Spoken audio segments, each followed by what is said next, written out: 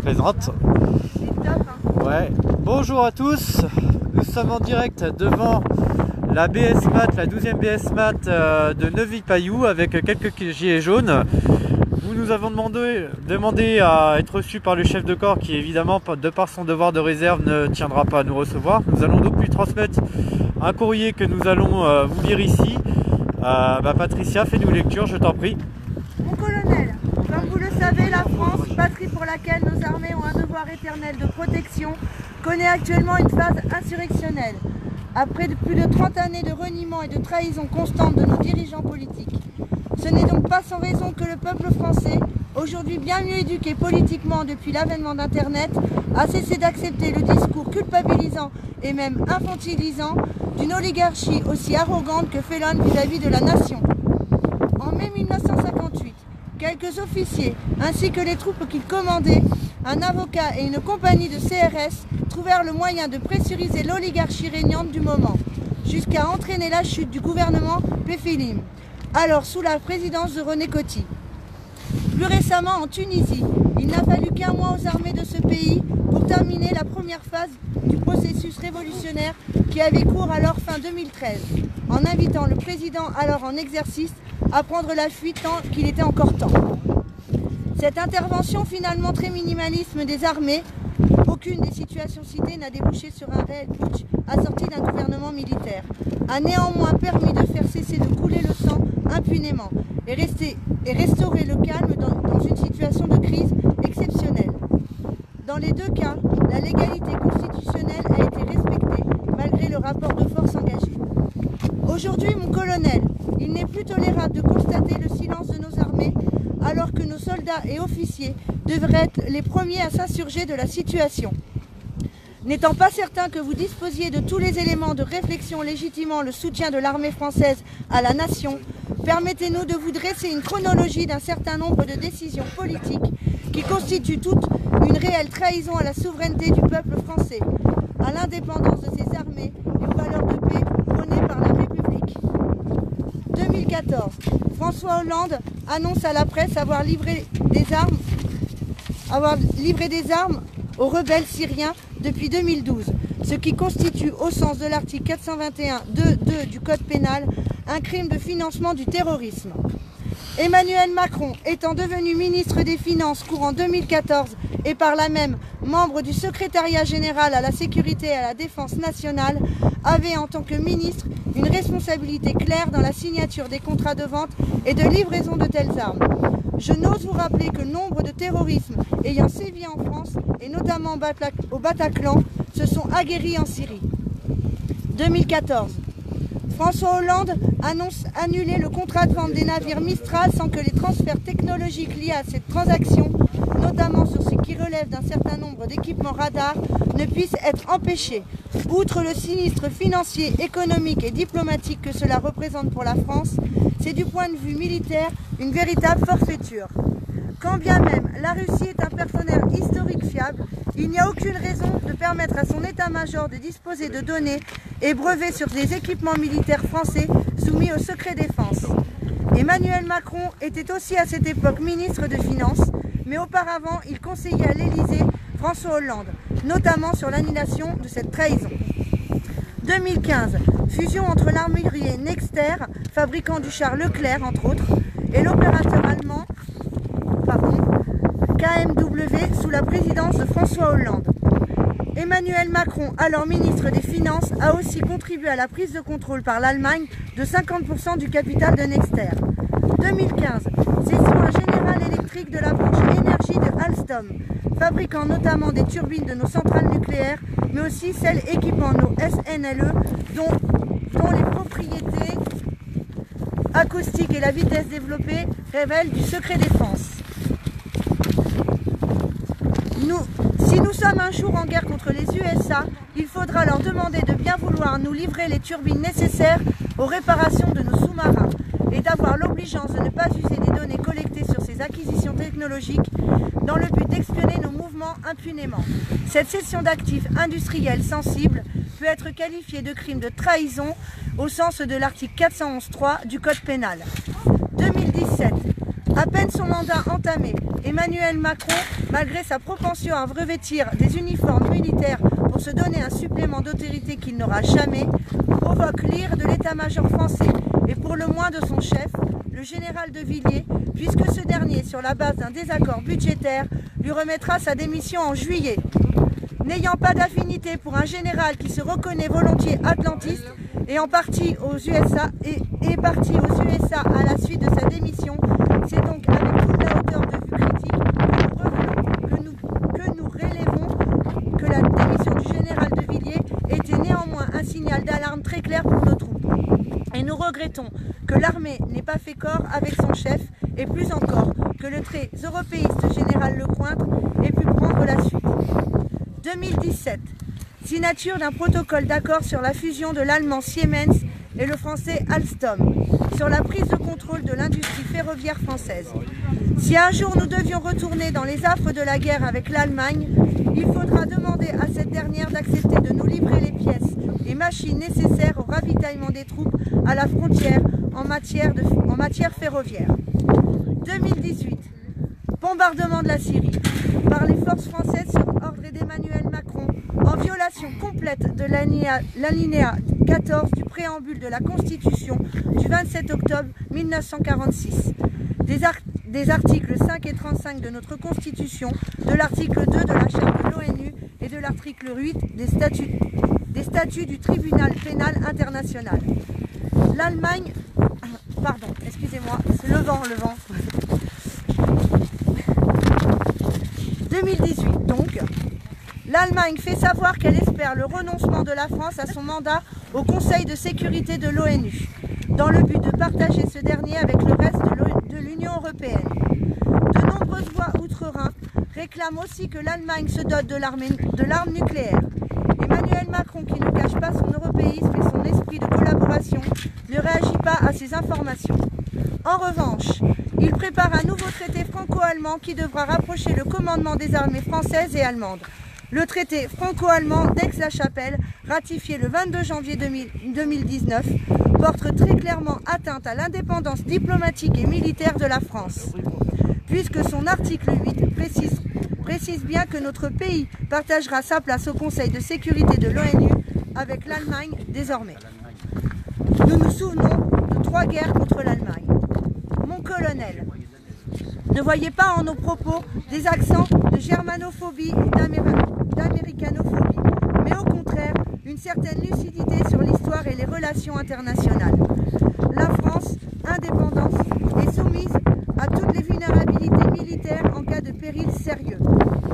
Nous ne fabriquons plus nos propres fusils d'assaut, ce sont encore les Allemands qui nous fournissent. Notre industrie aéronautique est lentement rachetée encore par des intérêts allemands.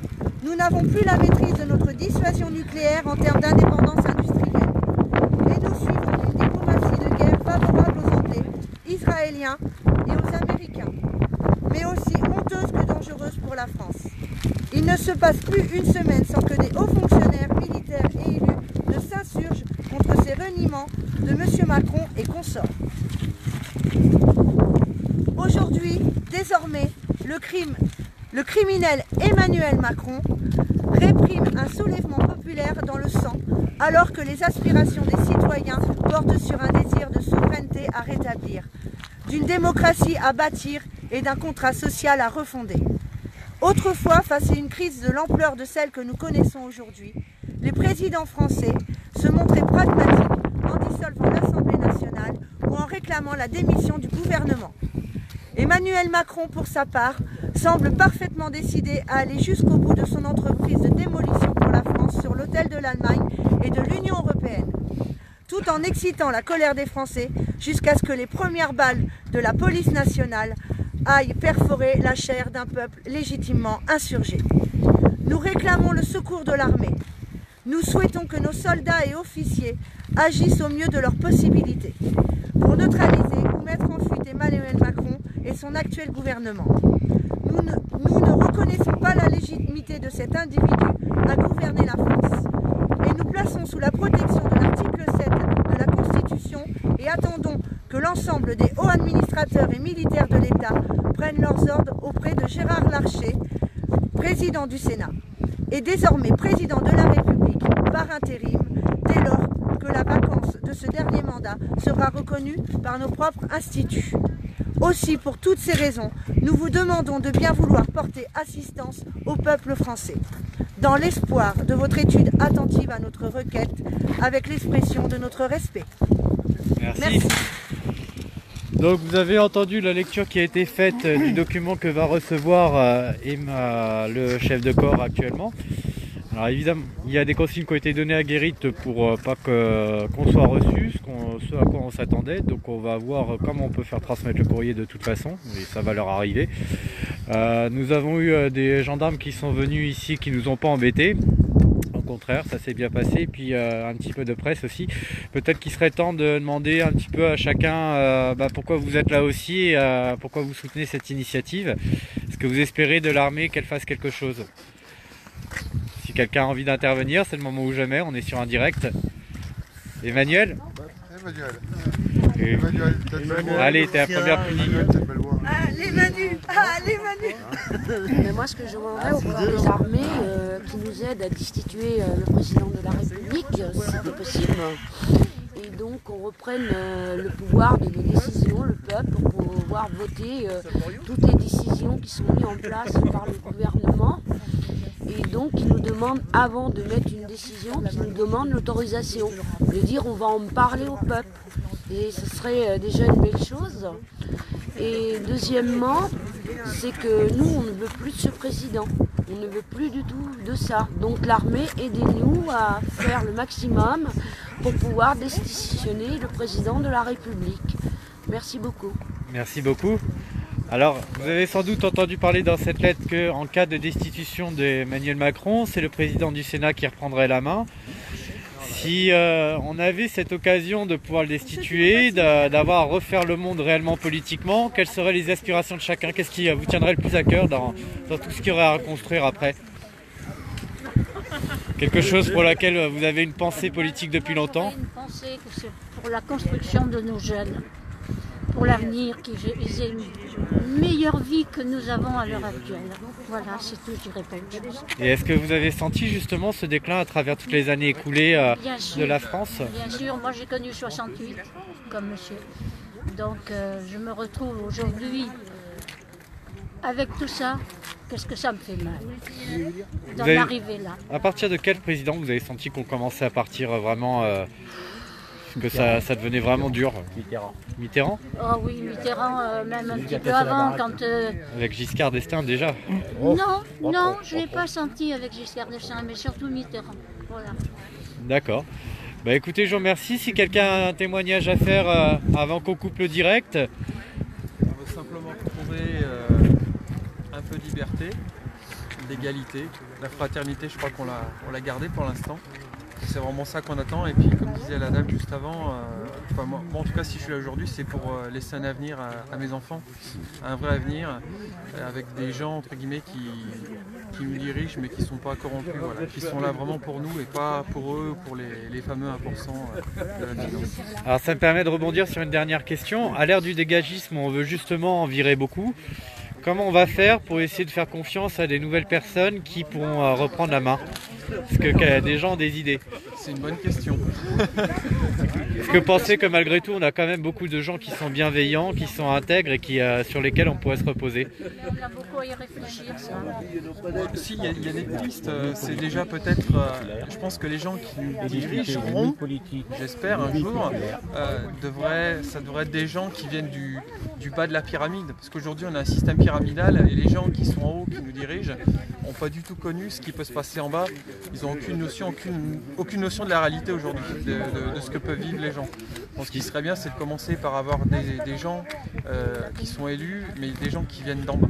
Qui remontent, en fait, faire remonter une vraie démocratie ascendante et pas... Comment on peut le faire dans une entreprise, dans une PME? Il y a des gens qui commencent à être salariés et puis à la fin, ils finissent quasiment au de l'échelle, mais ils ont gravi les échelons, ils ont connu un peu toutes les étapes. Et bon, en général, les gens n'oublient pas par où ils sont passés. Donc les gens qui sortent de l'ENA ou qui sont poussés ou qui sont construits toutes pièces comme Macron aujourd'hui, ça nous on n'en veut pas, quoi. On veut des gens qui comprennent ce qu'on vit. Bah écoute, je te remercie pour ton témoignage et puis s'il y a des derniers témoignages, c'est le moment ou jamais, sinon on va couper le direct parce qu'on a tous froid. Dominique. Allez, je t'en prie, on t'a croisé justement à la sortie du régiment. Tu peux nous te présenter un petit peu et dire... je m'appelle Dominique, je suis salarié de la boîte, je suis à la CGT, et j'ai écouté avec attention le texte que vous venez de lire. Je vous dis simplement que nous aussi, les salariés dans les entreprises comme celle-là où je bosse, en tant que militant syndical, on appelle aussi, on est par exemple contre, on était pour la sortie de l'OTAN, on milite la CGT pour la sortie de l'OTAN. Nous sommes un syndicat aussi qui milite pour la paix. Aujourd'hui, dans nos établissements, on voit aussi que beaucoup de choses échappent, puisque effectivement les alliances capitalistiques, elles sont là, et on détruit aussi nos emplois statutaires. Aujourd'hui, on a de plus en plus, il y a beaucoup de contractuels, il y a de la précarisation, il y a tout ça. Donc voilà, j'écoutais avec attention, puisque la jonction syndicat Gilets jaunes, c'est pas si facile que ça. Alors je sais pas au niveau de l'Indre, je suis aussi un peu militant au niveau de la CGT. Qu'est-ce que vous avez pensé de la réflexion de Martinez lorsqu'il a évoqué les Gilets jaunes comme étant de l'extrême droite Alors moi je vous avouerai franchement qu'au départ, il y a eu beaucoup de choses qui laissaient croire qu'il y avait une espèce de tendance où le Rassemblement national était beaucoup dessus. Il y a eu beaucoup de choses qui ont été dans le début du mouvement. Après voilà, les choses se font. De toute façon le mouvement il est en train d'évoluer. Et je pense que... Est-ce que les gens avaient pour le coup raison de faire confiance à CGT, ne serait-ce que pour mieux organiser leur cortège, puisqu'il y a une expérience syndicale pour le coup pour savoir mener des opérations qui se passent bien, et c'est un peu la difficulté nous. Bien. Moi j'ai fait partie des manifs quand on a manifesté contre la loi El Khomri en 2016. On est monté à Paris, on s'est fait aussi gazer, on s'est fait aussi un peu déborder quelques fois, et puis voilà. Les services nord de la CGT ils sont aussi souvent critiqués on est tous des personnes. D'accord. Voilà. Bah, écoutez, c'est pour ça que je me suis arrêté parce que... vous avez bien fait. Parce que voilà, de toute façon on est tous des salariés ou des précaires et voilà. Et puis c'est le bon moment pour appeler à la solidarité. Est-ce que tous les corps intermédiaires la CGT, je sais qu'on appelle à une grève le 5 février. Il y a un appel à la grève qui est lancé. Je ne sais pas ici comment ça se passe, mais nous les grèves ça fait des années qu'on a grévistes. Voilà.